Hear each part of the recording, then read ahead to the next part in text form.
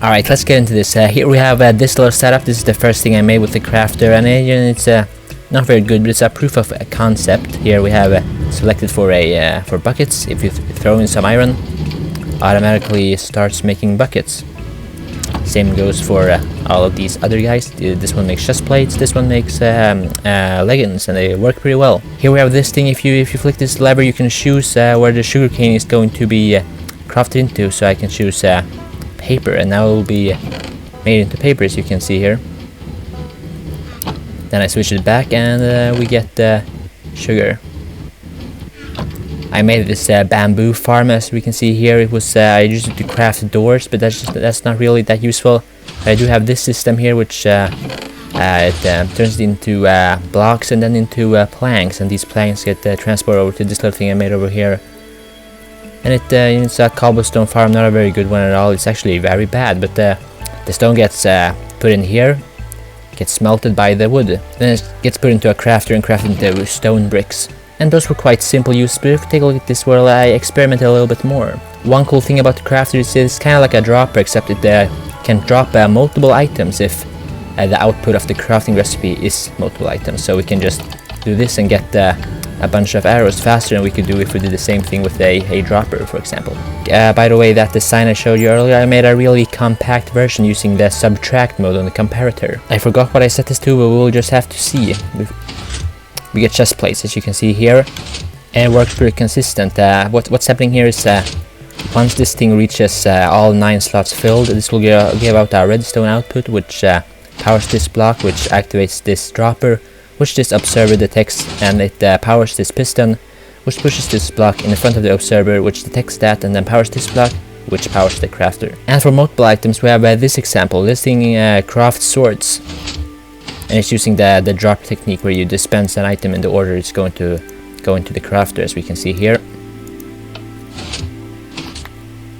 This seems to be the basic setup for making multiple item crafting recipes. You just have a bunch of droppers going into hoppers, and they dispense them in order. But I do have another idea for making multiple item recipes. So I made this thing, and it's not very good, so we'll move on from that. And then I made this thing, and it's also not very good, so we'll move on from that. Then I made this thing, and I'll explain what's happening here. So this thing here is crafting the crafter. We already have the recipe set up here, and then we have hoppers running into all the sides of this thing. These 4 comparators are taking outputs from this, and these redstone torches here. As long as one of them is lit, the whole system shuts off.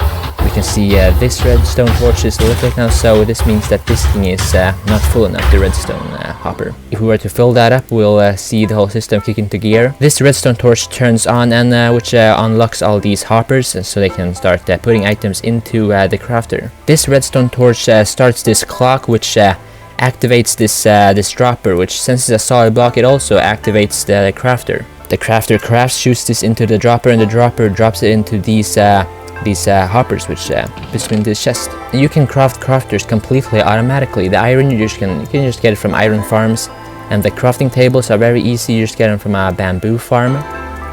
So you can see here we have 3 crafters in a row. The bamboo goes into here, and it gets crafted into blocks, which gets crafted into wood, which gets crafted into crafting tables. For these first 2 steps, you just need one observer clock, since they'll just power each other, since they're solid blocks. And then we have this circuit, which is not very good, but I don't really care about that. I made this mob farm, which I can't really simulate a witch farm here, so I just push a bunch of witch spawners in there. And when they drop redstone, the redstone goes into this sorter here, which goes into this hopper minecart, which splits the redstone between normal redstone dust, and the redstone dust will be used to craft the droppers. And the stone is just coming from a stone farm. So it's completely automatic. But this thing is kind of a big design. It's 7 by 7. That's too big. So I made this thing.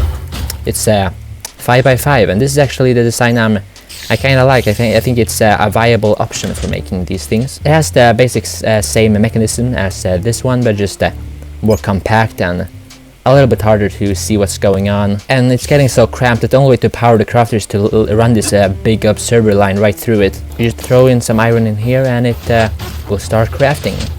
The only problem with this system is that the items go in here for a while, and when it's done crafting, then they'll go into the chest, which is not really a problem. You're not really supposed to be here anyway. You're just supposed to let this run in the background, so it doesn't really matter when they get to the chest. Let's take a look at the redstone torches. This one is activated, which means this thing is empty. It's the redstone one actually. We put in 1 redstone in there and we will get the 1 more crafter. This little wheel thing here is just to make sure that it doesn't give out it doesn't double power the crafter and craft 2 items instead of 1. There is another problem with this which I will get to, but first I gotta show you some other things. Here we have the same thing for a thing that just requires 3 different types of items. This thing is also 5x5, but it's just a little bit unnecessarily big, so I made these 2 designs. This one, for example, is just 4x4, but these 2 blocks here are a little bit hard to get rid of, but this design is 5x3, so it sort of makes them a little bit, it's a rectangle, you know, compared to this one, which is a square. What's the advantage with these designs? Well, they craft faster, since it's just you don't have to have them all go in order, one at a time up to 9. You can have multiple go at the same time. It also fits in smaller places. It's a smaller design, more compact. It isn't as versatile. For example, you can't include unstackable items into the recipe. That wouldn't work. And it does have the potential problem of jamming. Here I'll show you. We have all the cobblestone in here, and it's no cobblestone in the hopper. That's why this thing is keeping the system from doing anything right now. We put in 1 cobblestone, it makes 1 observer. You know, just put in 1 more, we lose more cobblestone. Put in 1 more, we lose even more cobblestone. Put in 1 more, and we lose even more cobblestone. So eventually, if we go 1 by 1 like this, we will eventually run out of cobblestone, and then the system will probably jam up. To speed this up, it'll show you with 1 item in each slot. We put in 1 here, and boom, there's no more cobblestone. We put in 1 more, and now it's all jammed up. But it's a pretty simple fix to this, and all you gotta do is build this other circuit. I've only made one for this 5x5 thing, so this thing is 5x5. Actually, it's 5x4. Basically, what this thing does is that it makes items come in batches. If we start filling this one up to 46, it is, then it will start putting out some items, and it goes down to 15. So it sends out 31 items. The way it works, we have this system here, and it activates a pulse extender, which turns off this hopper for a bit, which sends out enough items. This will cause it from jamming up, because as we can see in this crafter scenario, the iron will be able to replenish all its slot without being crafted and losing anything. So you do have to modify it based on the recipe, because this clock down here is what makes sure that the iron can get into its slots in time. That's just pretty easy to modify. You just gotta change the repeater timings. Like I said, they're gathering up in here, but once they have been done crafting, as you can see here, it's getting put in the chest again. This problem can also happen with, for example, the redstone dust, or in any recipe which has multiple of the same item in it.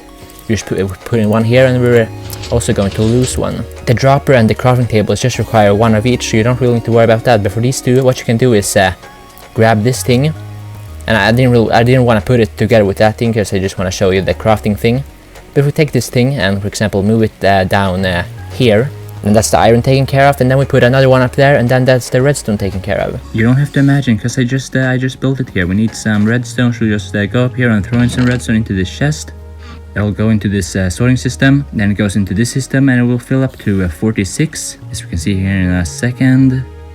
And then it starts letting the items go into the crafter, as we can see here. Well, actually, the system isn't turning on, because yeah, need iron. So we just fly up here, we'll throw in some iron, and if we go down here and wait a second, we'll see, there it goes. The iron comes in, and it comes in at a steady pace, filling up the slots like it's supposed to. Yeah, so it's no more jamming if you just do this. It's a lot taller now, but it's still 5x5. Well, yeah, this part here, it's this is the whole crafter part, if you can tell, and this is the anti-jamming part. Well, the sorting system isn't a part of the anti-jamming thing, but you know, it's still 5x5 except the chest, but I don't really think we should count the chest. What I'm telling you here is that my designs here are, in my opinion, a pretty good alternative to the other ones that have already been popularized. Just going over it again, these things may check the hoppers if there's items in all 3 of them, all the redstone torches will be turned off, which will cause all these redstone to turn off, which can turn on these 2 torches, as we can see here. And these redstone torches turn on, and they start powering this redstone dust, which powers these target blocks, which powers the redstone torches, which will open up the hoppers. And then this redstone dust here also powers this block, which powers the clock, which powers this little thing here, which starts crafting the items. What's really bugging me with these designs is these two blocks here. It seems like it should be pretty simple to remove these and have the system still working, but I can't figure out without making this. You know, I'd really like it to be 3x4, but the only thing I can make here is a 4x4 or a 3x5. Now the quick use of the crafters is obviously crafting down iron ingots to iron blocks, and crafting the puppies you get from the iron golem to red dye. But yeah, that's about it. Yeah, just take a look at this. We have 9 droppers in a row here, and we have this little thing here. I mean, it's a bit chunkier, but takes up a smaller footprint. So I would consider these designs here, or maybe you can make your own version, maybe a even smaller version. Who knows? Yeah, just a quick little video. Bye. Get out of here now. Go.